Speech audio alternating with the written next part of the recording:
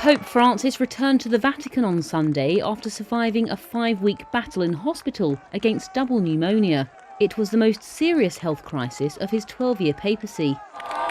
Shortly before leaving Rome's Gemelli Hospital, he made his first public appearance from a balcony at the facility, while emotional well-wishers cheered from below.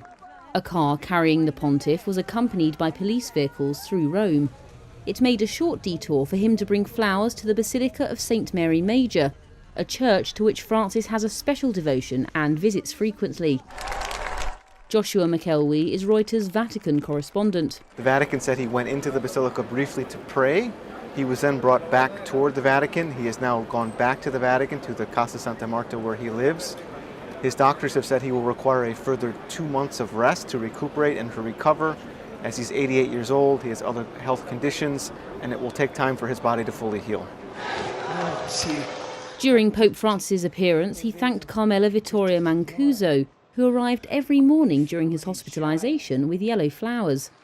Mancuso, who had prayed for him nightly, expressed her relief. Contenta, gioiosa. Happy, joyful, I don't know. My heart was bursting. I didn't think I would feel this way. Under medical orders of rest, it's unclear how much activity Francis will undertake in the coming months.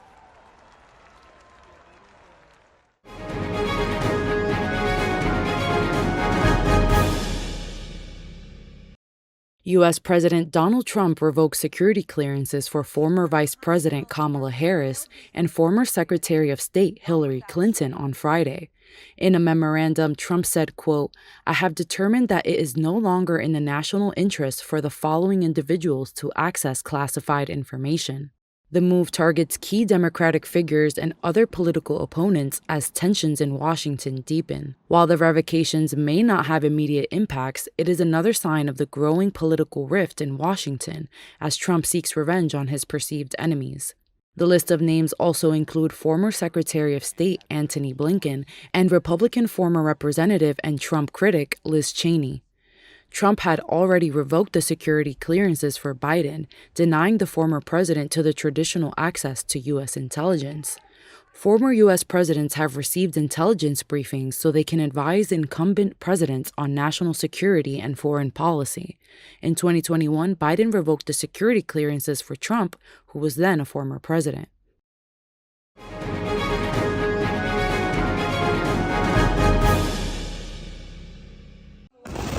Video obtained by Reuters showed the moment an Israeli airstrike hit Gaza City on Sunday, as officials said dozens were killed by strikes across the enclave, including a Hamas political leader. According to Gaza's health ministry, the death toll since the beginning of the war has now surpassed 50,000 Palestinians. A large crater was left in the ground after the airstrike that Hamas officials said had killed him. The Israeli military confirmed in a statement on Sunday that it had killed Badawiel. Israel's Prime Minister Benjamin Netanyahu has said the main aim of the war is to destroy Hamas as a military and governing entity, and that the aim of its new military campaign in Gaza, which began on Tuesday, is to force the group to give up all remaining hostages. Hamas has accused Israel of breaking the terms of the January ceasefire agreement by refusing to start second-phase talks for a permanent end to the war. The group has said it is still willing to negotiate and was studying bridging proposals from the United States. On Sunday, Gaza's residents reported an escalation in Israel's military action. Families mourned the loss of their loved ones and pleaded for an end to the war. Rights groups are also warning of a renewed risk of famine in the enclave after Israel began blocking the entry of goods into Gaza again since March the 2nd. "We got up in a panic and found ourselves covered in rubble, filth and dust," this woman said. "The young men came and pulled out children from under the rubble. Little children, what was their fault?" she added. While this man said he just wants to live with his family in peace. "Brothers and sisters, the whole world, listen to us. We don't want wars," he said. "We want to live like the rest of the world."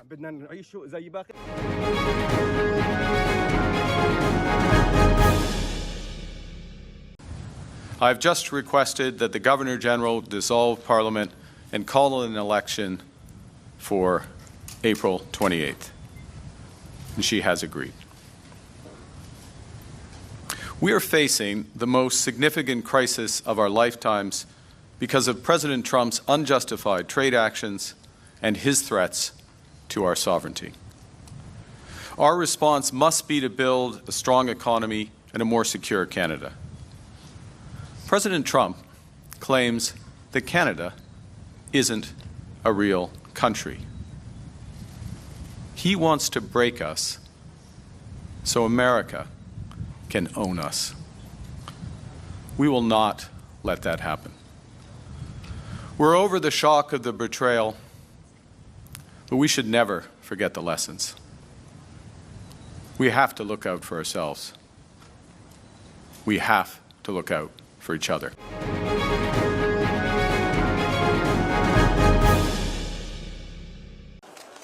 Protesters took to the streets for a fifth night in Istanbul on Sunday after a Turkish court jailed Istanbul mayor Ekrem İmamoğlu, pending trial on corruption charges. The court's decision to send İmamoğlu to jail came after the main opposition party, European leaders, and thousands of protesters criticized the actions against him as politicized and undemocratic. İmamoğlu, President Tayyip Erdogan's main political rival, has denied the charges he faces as unimaginable accusations and slander. The government denies that investigations are politically motivated and says courts are independent. The mayor's troubles appear to be galvanizing opposition against Erdogan's government, which has run Turkey for 22 years.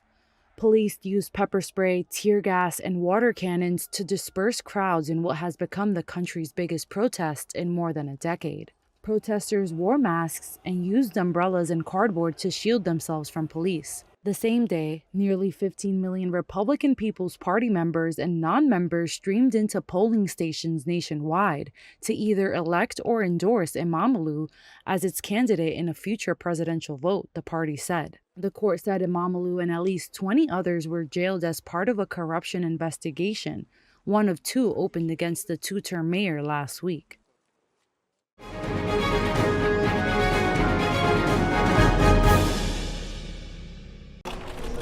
One of France's best-known actors, Gérard Depardieu, faces trial on Monday over alleged sexual assaults of two women on a film set. The case places the movie star at the heart of France's broader reckoning over sexual violence.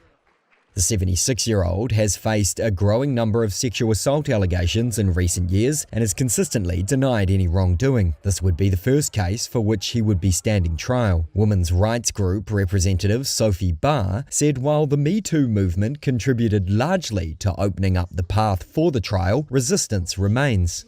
Donc, bien sûr qu'on est dans un contexte post-Me Too. Of course, we're in a post-Me Too context in which it is possible for women to speak out and be believed by a lot of people. That said, like in all areas of social progress, there are also steps backwards, what we call the return of the ship. Meaning a part of society stays in resistance and seeks to protect the domination, to protect the patriarchal order, the order of sexual violence. Du patriarcat, l'ordre de la violence sexuelle. Depardieu's trial could be the highest profile Me Too case to come before the courts in France. The protest movement over sexual violence has struggled to gain the same traction in France as it has in the United States. Recently, however, there has been signs this might change. Giselle Pellicot became a global feminist icon after she waived her rights to anonymity during the trial of her former husband, who was convicted of drugging her and inviting dozens of men over to their home to sexually abuse her. Last month, a French court found film director Christophe Rougier guilty of sexually abusing actor Adèle Haenel when she was underage. Last week, a parliamentary inquiry commission questioned several prominent actors, directors and producers on the topic of sexual violence in cinema. Most of the men requested the hearings be held behind closed doors.